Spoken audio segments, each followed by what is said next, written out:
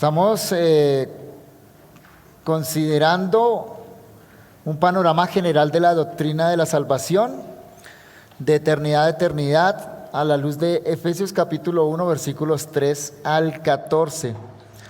El título de estas conferencias es No descuides una salvación tan grande. Y ayer dimos una introducción a la doctrina de la salvación, mirando panorámicamente desde arriba este texto precioso de Efesios. Y consideramos entonces 5 aspectos acerca de la salvación. Primero, el panorama de la salvación de eternidad a eternidad. Fue algo que el Padre planeó desde antes de la fundación del mundo y que se va a completar en la nueva creación. En segundo lugar, consideramos el contenido de la salvación, de acuerdo a lo que el propio apóstol Pablo dice en este texto, bendiciones espirituales. Más literalmente, Dios nos bendijo con toda bendición espiritual en los lugares celestiales. Dimos un rápido repaso de todo este pasaje y enumeramos una decena de bendiciones espirituales. En tercer lugar, hablamos del autor de esta salvación, que es el Dios Trino. Una salvación que obra Dios, pero donde cada una de las personas de la Trinidad tiene obras particulares y específicas. En cuarto lugar, aprendimos el propósito de la salvación y lo repite 3 veces Pablo en Efesios, para la alabanza de la gloria de su gracia. O sea que la salvación es teocéntrica, no antropocéntrica. Y en quinto lugar, consideramos los destinatarios de la salvación, en la apropiación de la salvación, y Pablo nos lo enseña en este texto a través de los pronombres nosotros, vosotros. No es una no es una salvación para todos los hombres, es para aquellos que han puesto su confianza en Jesucristo, que han sido redimidos por esa sangre. Vamos a descender ahora sí a cada uno de los particulares del texto. Y pensando en la ilustración de la cascada, ayer lo que hicimos es pararnos en la punta de la montaña o tomar un dron para ver todo ese panorama maravilloso. Ahora vamos a ir descendiendo cascada por cascada, comenzando desde arriba. ¿Recuerdan que yo les mencionaba esas cascadas de San Rafael que hay cerca de donde yo vivo? Bueno, vamos a empezar desde el punto alto de estas cascadas, que es la obra particular del Padre. Pablo nos la describe en Efesios capítulo 1, versículos 3 al 6. Así que vamos a comenzar en esta noche leyendo estos versículos.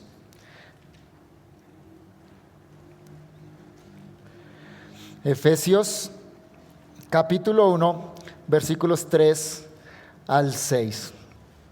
Bendito sea el Dios y Padre de nuestro Señor Jesucristo, que nos bendijo con toda bendición espiritual en los lugares celestiales en Cristo, según nos escogió en Él antes de la fundación del mundo, para que fuésemos santos y sin mancha delante de Él, en amor, habiéndonos predestinado para ser adoptados hijos suyos por medio de Jesucristo, según el puro afecto de su voluntad, para alabanza de la gloria de su gracia, con la cual nos hizo aceptos en el amado.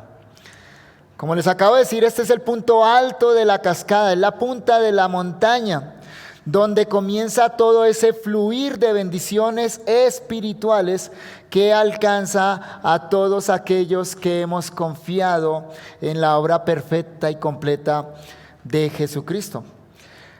Cuando pensamos en una cascada y en un río, esa cascada y ese río tienen un lugar de origen que se llama un nacimiento.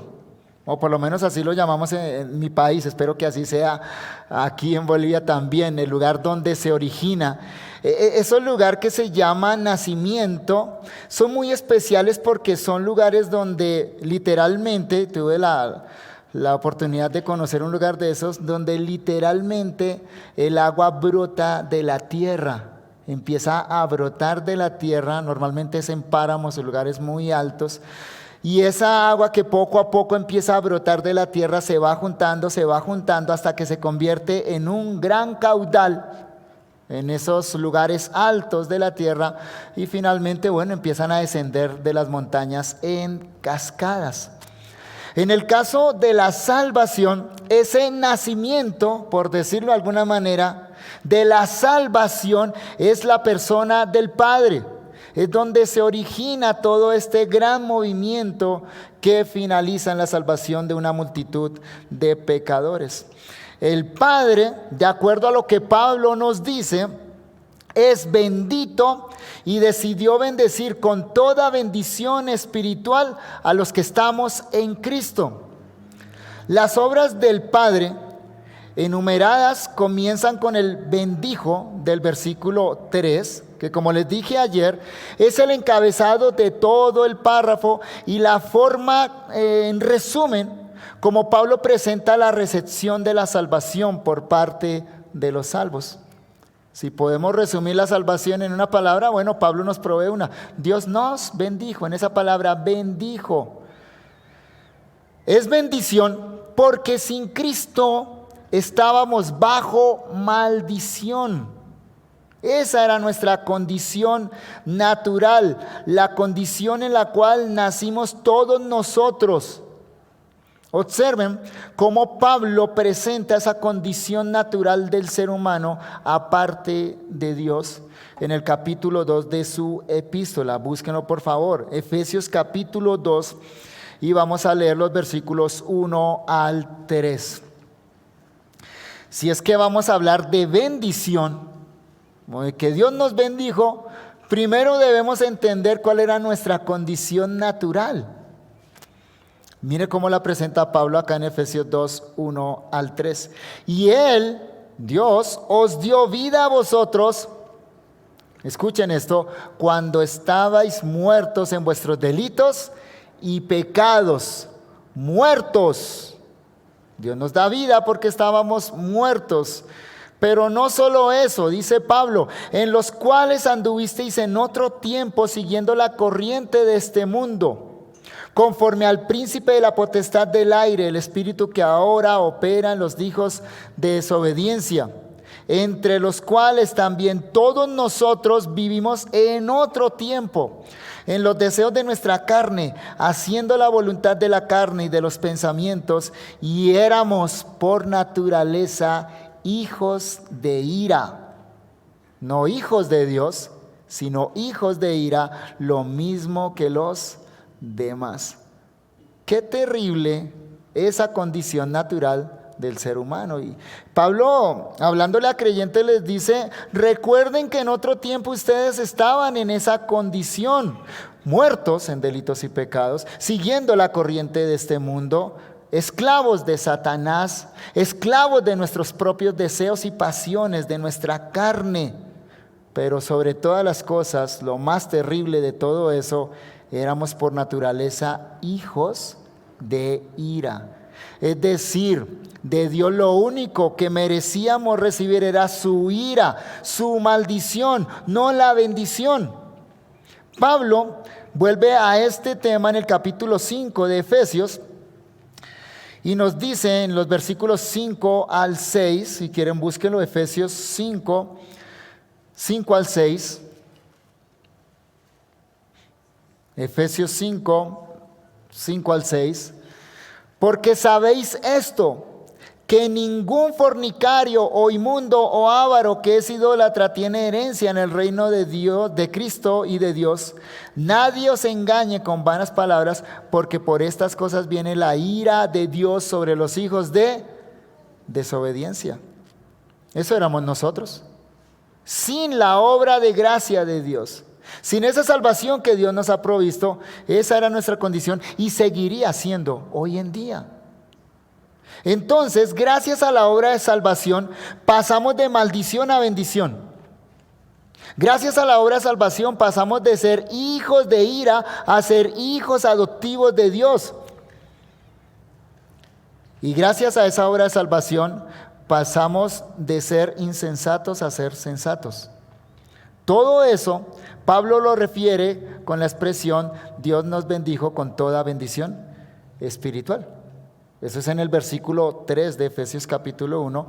Pero a continuación, a partir del versículo 4 y hasta el 6, el apóstol pasa a describir más detalladamente esas bendiciones que fluyen directamente de la obra del Padre. Y son 4 bendiciones o 4 particulares de la obra del Padre en la salvación. Primero, nos escogió. Segundo, nos predestinó. Tercero, nos adoptó. Y cuarto, nos hizo aceptos o nos agració, nos llenó de gracia. Consideremos entonces brevemente cada una de estas obras particulares del Padre. Primero, el Padre nos escogió. El verso 4 comienza diciendo, según nos escogió en Él antes de la fundación del mundo. De esta manera, Pablo señala que la obra de salvación comenzó mucho antes de que nosotros naciéramos. De hecho, Pablo dice que esa obra de salvación nació en el propósito eterno de Dios.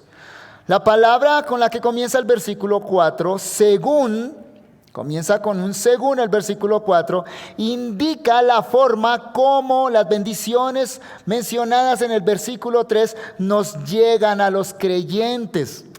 O sea, Pablo pasa a mencionar los medios que Dios usa para alcanzar un fin propuesto. ¿El fin cuál es? La salvación de los pecadores. Bendecir con toda bendición a aquellos pecadores que confían en Cristo. Bueno, ¿cómo comienza Dios a realizar ese gran propósito? La primera manera, repito, Pablo no lo dice en el versículo 4, es que Dios nos escogió. Comienza la salvación con un acto de Dios, no con un acto del hombre. Repito, la salvación entonces comienza con un acto de Dios. Es más, Pablo nos dice que ese acto de Dios sucedió antes de la fundación del mundo. ¿Qué hizo Dios antes de la fundación del mundo? Antes de que creara cualquier cosa, un átomo en el universo, Dios nos escogió. El verbo escoger significa elegir, seleccionar. Como por ejemplo, cuando Jesús, dice Lucas 6:13, escogió de entre todos sus seguidores a 12 que llamó discípulos. Noten ahí un acto deliberado, consciente, intencional de Jesús de elegir dentro de muchos que lo seguían a 12. Decirle tú, 12 que me van a seguir. O cuando los creyentes, en Hechos capítulo 6, versículo 5, escogieron a 7 para que sirvieran las mesas. El texto dice que la tarea que les encomendaron fue vayan y escojan entre ustedes a 7.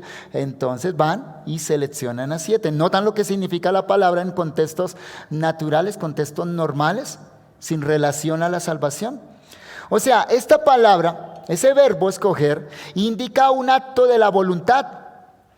Una selección deliberada, y la mayoría de las veces que se utiliza en el Nuevo Testamento es para referirse a los creyentes, a algo que hizo Dios con los creyentes. Por ejemplo, miren en sus Biblias Juan capítulo 15, versículo 16. Juan 15, 16. Escoger es sinónimo de elegir. En la Biblia a veces aparece como escoger, a veces aparece como elegir, y es la misma palabra griega en los dos casos. En nuestro español son sinónimos esas dos palabras, escoger o elegir. Juan 15, 16 dice, no me elegisteis vosotros a mí, sino que yo os elegí a vosotros.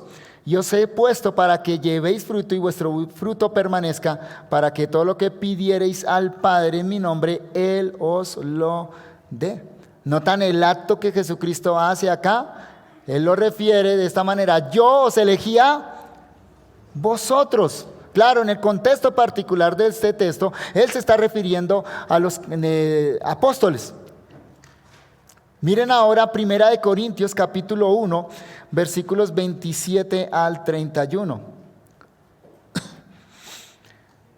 Primera epístola de Pablo a los Corintios, capítulo 1, versículos 21 al 27. Entonces esta palabra tiene contextos muy específicos indicando un acto de la voluntad de Dios. Leo para ustedes 1 Corintios 1, 27 al 31. Sino que lo necio del mundo escogió Dios.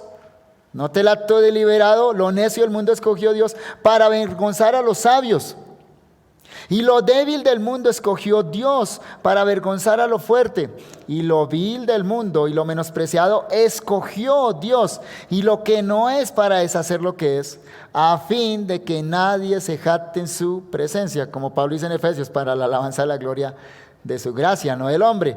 Mas por Él estáis vosotros en Cristo Jesús, el cual nos ha sido hecho por Dios sabiduría, justificación, santificación y redención, para que, como está escrito, el que se gloría, gloríese en el Señor. Ya que fue Dios el que escogió y no nosotros, entonces la gloria es ¿para quién? Para Dios. Déjenme ponerlo de esta manera: el día que estemos en la presencia de Dios, disfrutando de la salvación, ninguno de los salvos por la sangre de Cristo puede decir: yo estoy acá por mi causa, yo estoy acá porque fui muy inteligente, yo estoy acá porque me lo merecía. Todos vamos a reconocer el mismo hecho: estoy acá es por causa de Dios, fue un acto de Dios, y entonces la gloria va a ser única y exclusivamente para Dios. El adjetivo escogido invariablemente señala a los creyentes en el Nuevo Testamento. Los textos que miramos anteriormente utilizan el verbo escoger. Ahora miremos estos textos que utilizan el adjetivo escogido. Otra vez señala a los creyentes, pero señala algo que Dios hizo en el caso de los creyentes. Mateo 24, 22 al 24. Mateo 24, 22 al 24. Dice: y si aquellos días no fuesen acortados, nadie sería salvo. Mas por causa de los escogidos, miren cómo se le llama a los creyentes acá, mas por causa de los escogidos, aquellos días serán acortados. Entonces, si algunos dijeren: mirad, aquí está el Cristo, mirad, allí está, no lo creáis, porque se levantarán falsos cristos y falsos profetas y harán grandes señales y prodigios, de tal manera que engañarán, si fuese posible, o sea, no es posible, aún a los escogidos. De hecho, ¿sabe por qué no los engañarán? Porque son muy inteligentes, son muy astutos, son los más de la tierra. ¿Sabe por qué no serán engañados? Precisamente porque son escogidos. O sea, la garantía está no en ellos, sino en que son escogidos. Romanos 8:33, un texto precioso que atesoramos mucho los creyentes. Pablo dice ahí en Romanos 8:33: ¿quién acusará a los escogidos de Dios? ¿Quién acusará a los escogidos de Dios? Pablo mismo responde: Dios es el que justifica. No es posible que alguien que alguien acuse a los escogidos de Dios. ¿Saben por qué? Porque son escogidos por Dios. Dios los justificó. Y 2 Timoteo 2:10, por mencionar solo otro texto, hay más, pero con esto es suficiente. 2 Timoteo 2:10. Por tanto, dice Pablo, todo lo soporto por amor de los escogidos. Todo lo que soportó Pablo dice que lo hace por amor de los escogidos. Bueno, pareciera loco Pablo, pero no está loco. La razón viene a continuación: para que ellos también obtengan la salvación que es en Cristo Jesús con gloria eterna. ¿Sabe por qué van a obtener la salvación? Porque son escogidos. Son escogidos. Así que esta elección Ese acto que Pablo nos habla en Efesios 1:4 como que Dios escogió, es un acto de Dios que no tuvo en cuenta el mérito humano. Más bien fue un acto de Dios que se estableció sobre el demérito humano, es decir, siendo nosotros pecadores. Esa elección, por lo tanto, es fuente de seguridad para los creyentes, pues les asegura que su salvación en último término está firme en la voluntad de Dios. Pablo dice en Efesios 1:4, según nos escogió en Él antes de la fundación del mundo. No tan dice, según nos escogió en Él. O sea, hay una base sobre la cual Dios nos escogió y no somos nosotros, no fue alguna obra que nosotros hiciéramos, no fue algo que Dios viera de antemano en nosotros. Nuestra elección fue en Cristo. O sea, la base, lo que sostiene, el fundamento, la piedra sobre la que se para esa elección divina es Cristo y solo Cristo. Esa elección está basada en la obra perfecta del Salvador y no en algún mérito de nuestra parte. Y Pablo también dice que esa elección fue antes de la fundación del mundo, así que no tuvo que ver nada con nosotros, algo que nosotros hiciéramos. Y finalmente ahí en el versículo 4, Efesios 1:4, Pablo señala el propósito de esa escogencia divina. Dice, según nos escogió en Él antes de la fundación del mundo, para que fuésemos santos y sin mancha delante de Él. La elección divina garantiza nuestra salvación. Y nuestra salvación incluye nuestra glorificación. Repito, Pablo dice que Dios nos escogió para que fuésemos santos y sin mancha delante de Él. O sea que esa elección divina garantiza que un día nosotros seremos santos y sin mancha delante de Él. ¿No le sorprende esa verdad? A mí me sorprende cada día, cada vez que me miro a mí veo que no soy santo y sin mancha. Pero leo este texto y digo, Dios un día me va a hacer santo y sin mancha. Él lo escogió, Él decidió que así fuera. Entonces esta verdad a mí me llena de gozo y de seguridad.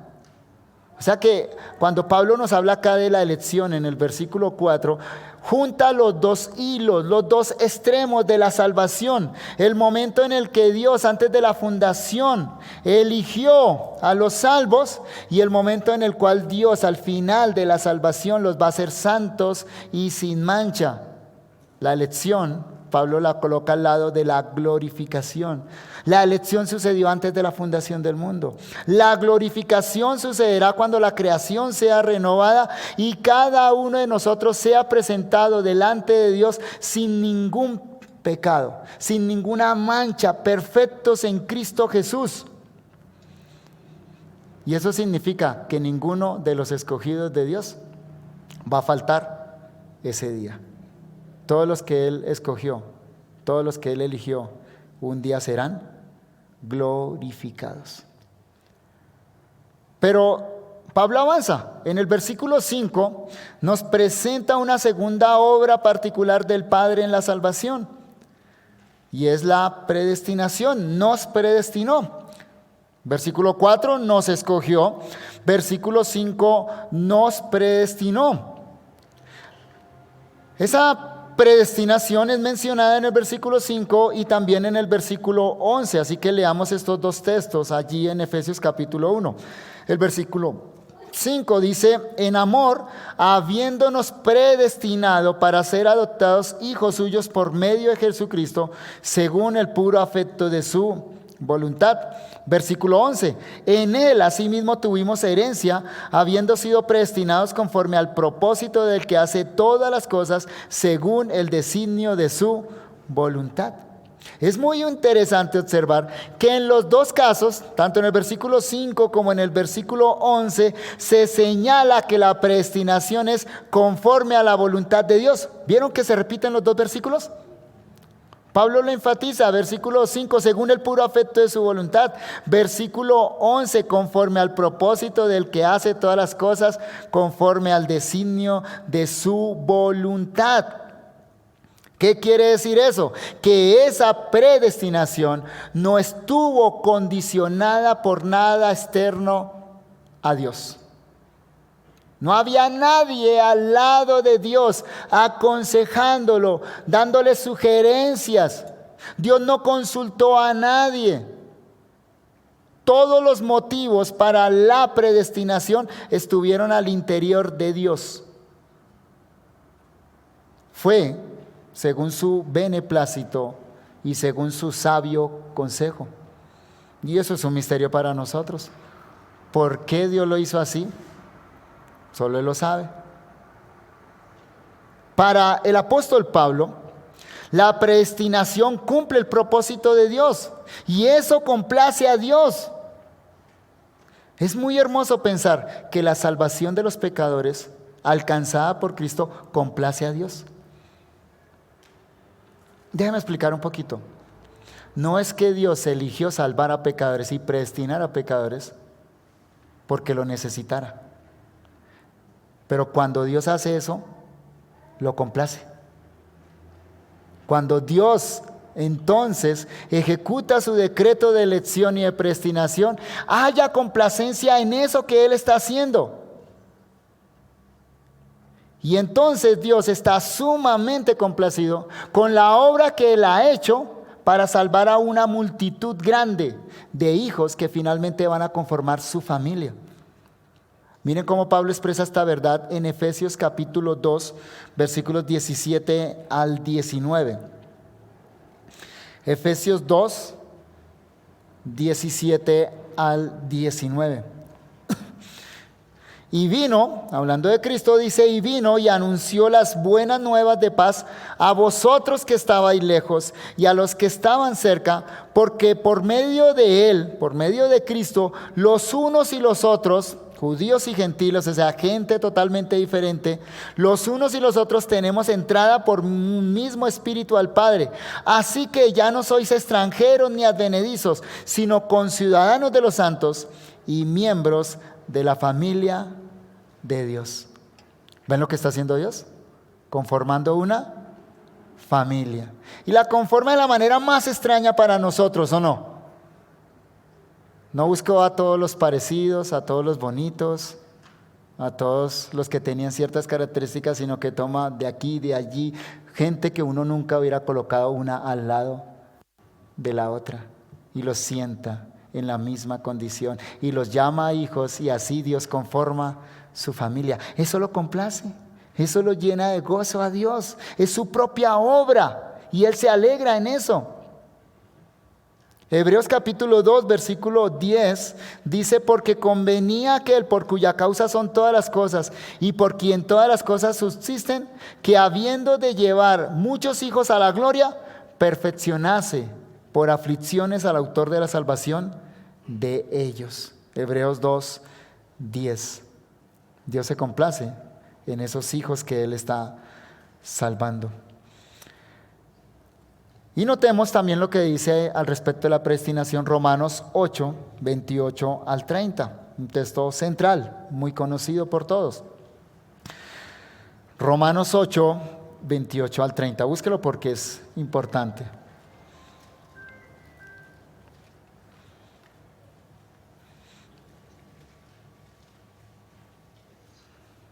Leo para ustedes, Romanos 8, 28 al 30. Y sabemos que a los que aman a Dios, todas las cosas les ayudan a bien. Esto es, a los que conforme a su propósito son llamados. Porque a los que antes conoció, también los predestinó para que fuesen hechos conformes a la imagen de su Hijo, para que Él sea el primogénito entre muchos hermanos. Y a los que predestinó, a estos también llamó. Y a los que llamó, a estos también justificó. Y a los que justificó, a estos también glorificó. Al igual que en Efesios, aquí la predestinación señala un punto al final de la salvación. La predestinación, dice Pablo acá en Romanos, igual que en Efesios, es para que sean conformados a la imagen de su Hijo. La predestinación señala hacia ese último fin. Y es que cada uno de los que han sido salvos por Cristo finalmente sean semejantes a Cristo. Esto nos deja en claro que elección y predestinación no son sinónimos. Hay algo en común entre elección y predestinación. Los dos fueron actos del Padre antes de la fundación del mundo.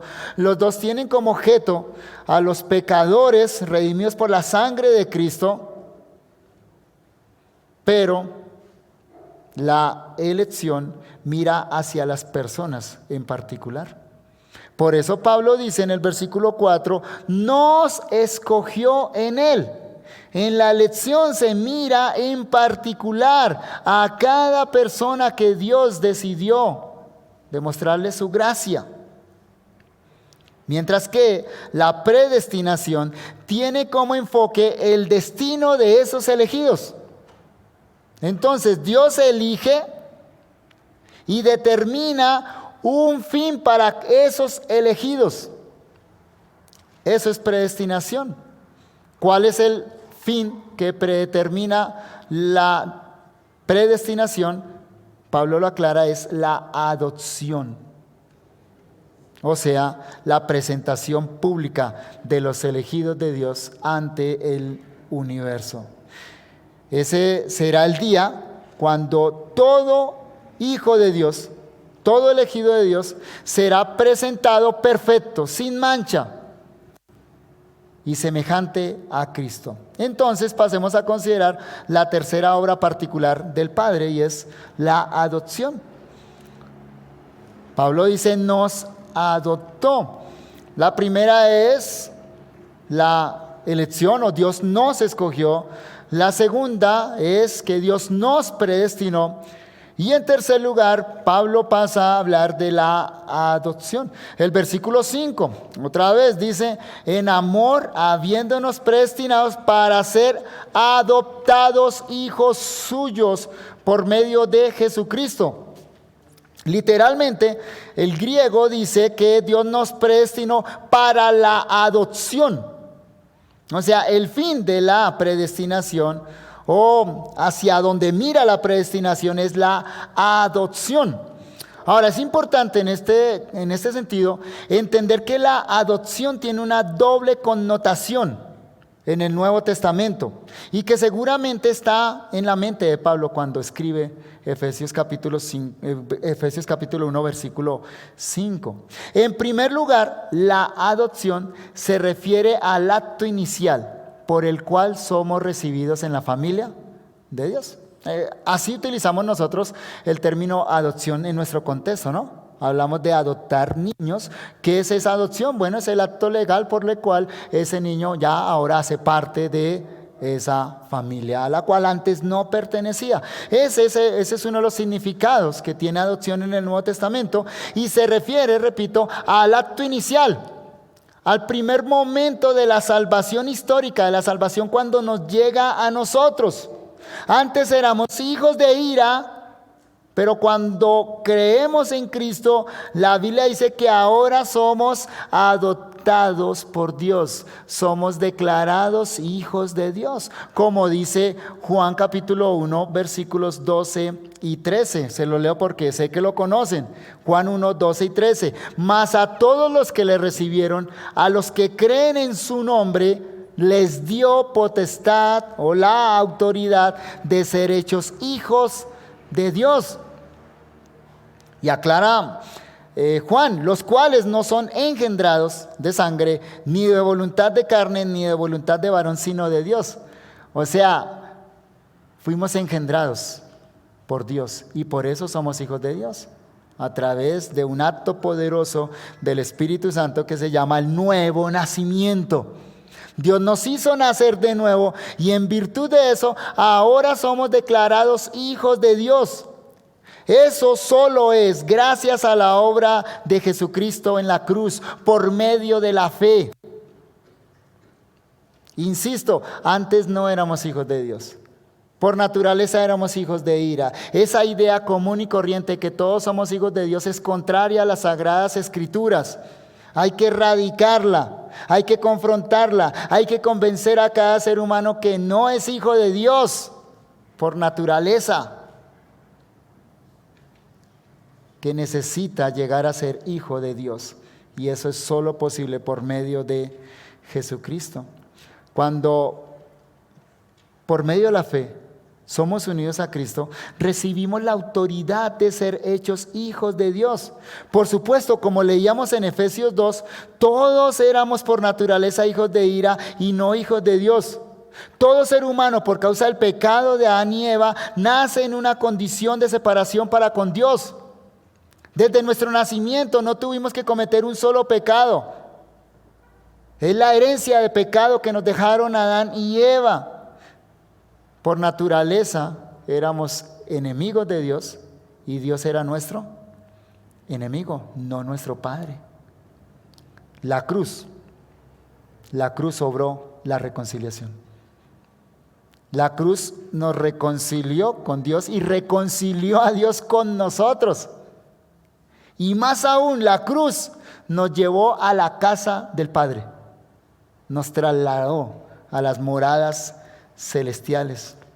Dice Pablo, porque si siendo enemigos fuimos reconciliados con Dios por la muerte de su Hijo, mucho más, estando reconciliados, seremos salvos por su vida. Y no solo esto, sino que también nos gloriamos en Dios por el Señor nuestro Jesucristo, por quien hemos recibido ahora la reconciliación. ¡Qué maravillosa verdad! Esta es una verdad poderosa.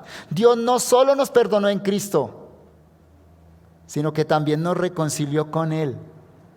Pero aún más, nos hizo sus hijos.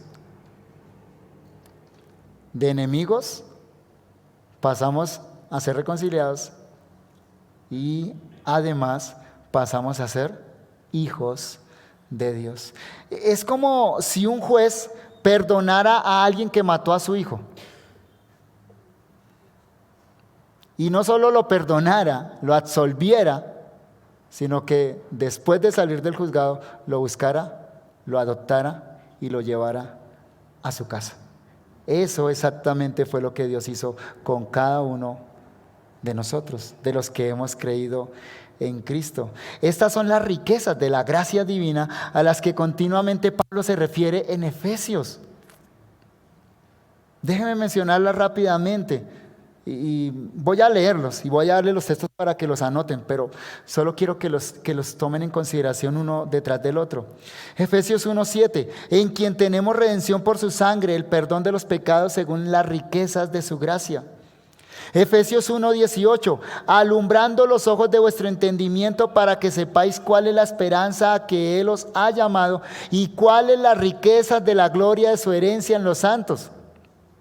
Efesios 2:7, para mostrar en los siglos venideros las abundantes riquezas de su gracia en su bondad para con nosotros en Cristo Jesús. Efesios 3:8, a mí que soy menos que el más pequeño de todos los santos, me fue dada esta gracia de anunciar entre los gentiles el evangelio de las inescrutables riquezas de Cristo. Y Efesios 3:16, para que os dé, conforme a las riquezas de su gloria, el ser fortalecidos con poder en el hombre interior por su espíritu. ¿Notan que en 5 versículos de Efesios Pablo utiliza la expresión las riquezas de su gracia? Definitivamente es muy cierto que Dios nos bendijo con toda bendición espiritual. Pero aquí no acaba todo, porque Pablo nos dice que Dios nos escogió, también nos dijo que Dios nos predestinó, nos dijo que Dios nos adoptó y termina diciendo que Dios nos hizo aceptos. Aceptos. Versículo 6, Efesios 1:6. Para alabanza de la gloria de su gracia, con la cual nos hizo aceptos en el amado. La reconciliación que mencioné anteriormente es expresada por Pablo en el versículo 6, con la palabra, en Reina Valera, nos hizo aceptos, pero que literalmente es nos agració. Es interesante esa palabra en el texto griego. La palabra griega en cuestión es charitó, que significa favorecer grandemente, colmar de gracia o dar gratuitamente. Repito los significados de esta palabra: favorecer grandemente, colmar de gracia, dar gratuitamente. O sea, Dios nos favoreció grandemente, Dios nos colmó de gracia, Dios nos dio gratuitamente. Esta palabra solo se usa en el Nuevo Testamento, aquí en Efesios 1:6 y en Lucas 1:28. Y la manera en cómo se usa en Lucas 28 nos ilustra lo que significa acá en Efesios, porque en Lucas 1:28 se refiere al gran acto de condescendencia de Dios para con María al elegirla para que fuera la madre del Salvador. No la eligió por mérito, más bien María reconoce que fue un acto de condescendencia increíble de Dios. Note lo que dice Lucas 1:28. Y entrando el ángel de donde ella estaba, dijo: salve muy favorecida, el Señor es contigo, bendita tú entre las mujeres. Y ella luego va a reconocer que no es así, que ella es una pecadora que necesita también la gracia de Dios. ¿Por qué es considerada entonces muy favorecida? Esa es la misma palabra que encontramos en Efesios, traducida hizo acepto o nos agració. Bueno, porque Dios la miró con su favor. Mire la condescendencia de Dios, o sea, miren la gracia tan increíble que Dios le da a María: ser la madre del Salvador, ser la portadora del Salvador, la que iba a transmitir la naturaleza humana al Salvador. Un acto grande de gracia de parte de Dios, ¿o no? Gracia inmerecida. Pablo dice en Efesios 1:6 que Dios hizo eso con nosotros. Nos mostró una gracia increíble. Nos dio algo que nosotros no merecíamos. La adopción se sustenta sobre esta realidad. Es decir, Dios nos mira ahora favorablemente por medio de Cristo. Y ya que nos mira favorablemente por causa de Cristo, nos adopta. Eso es gracia. Y Pablo es muy redundante allá en Efesios 1:6, porque note lo que dice: para alabanza de la gloria de su gracia, con la cual nos agració en el amado. O sea, utiliza dos palabras diferentes para gracia en el mismo versículo. Nos da su gracia y nos agracia en el amado. O sea, Dios nos llenó con su gracia abundante. Gracia que brilla de una manera incomprensible en el hecho de que nos hizo sus hijos. Ese acto nos muestra qué tan grande es la gracia de Dios. Nos hizo sus hijos. Miren lo que Pablo dice en Efesios capítulo 2, versículos 4 al 10. Efesios 2, 4 al 10.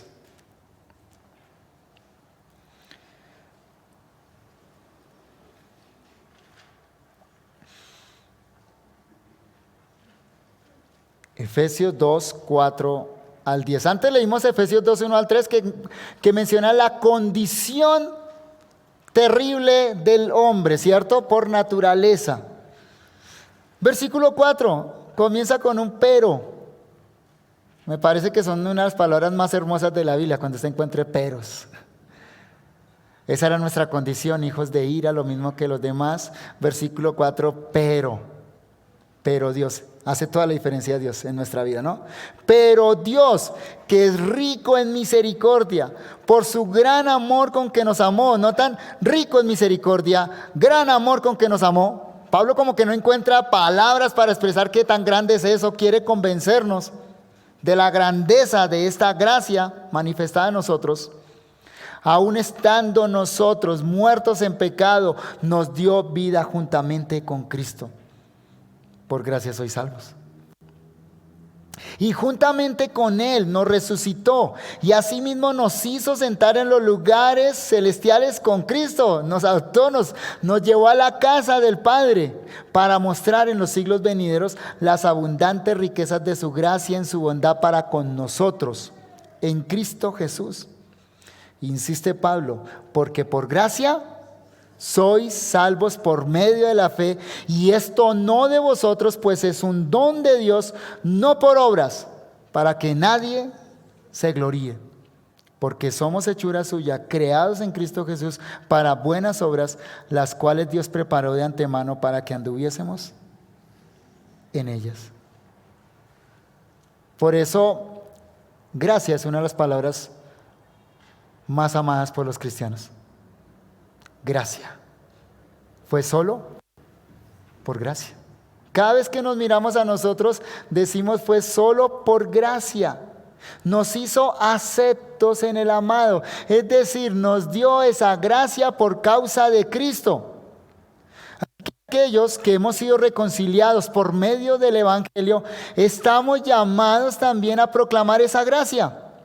Si fuimos reconciliados, entonces la Biblia nos llama a la reconciliación de los otros hombres para con Dios. Si fuimos salvos por gracia, entonces hay una invitación, y es a mostrar gracia a aquellos que aún no han sido salvos. Busquen en sus Biblias, por favor, 2 Corintios, capítulo 5, versículos 18 al 20. 2 Corintios 5, 18 al 20.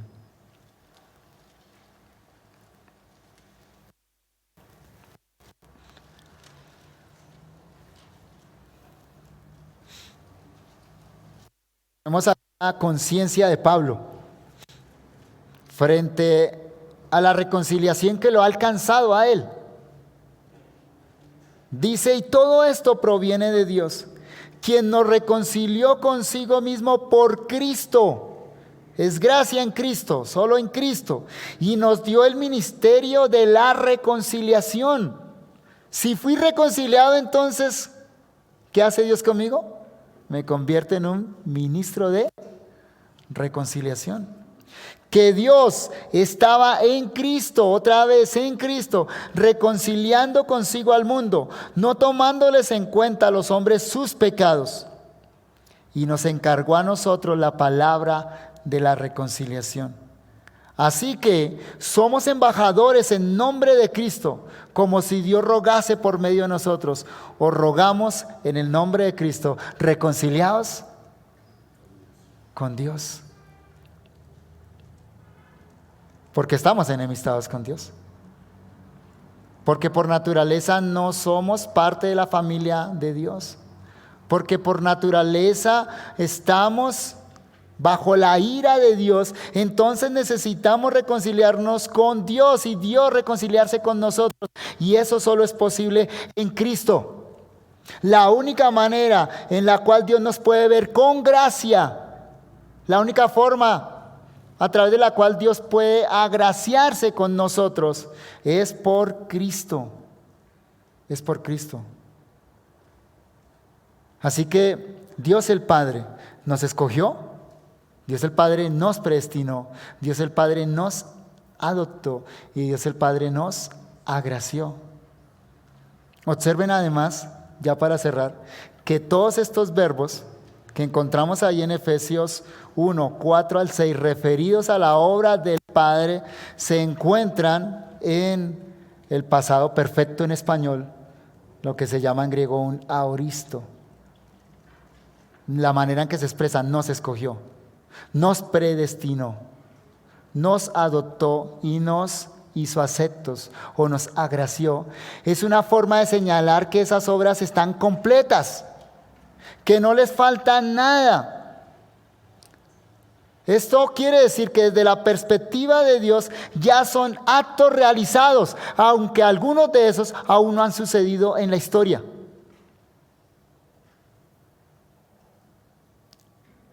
Aún estamos esperando la confirmación de nuestra salvación.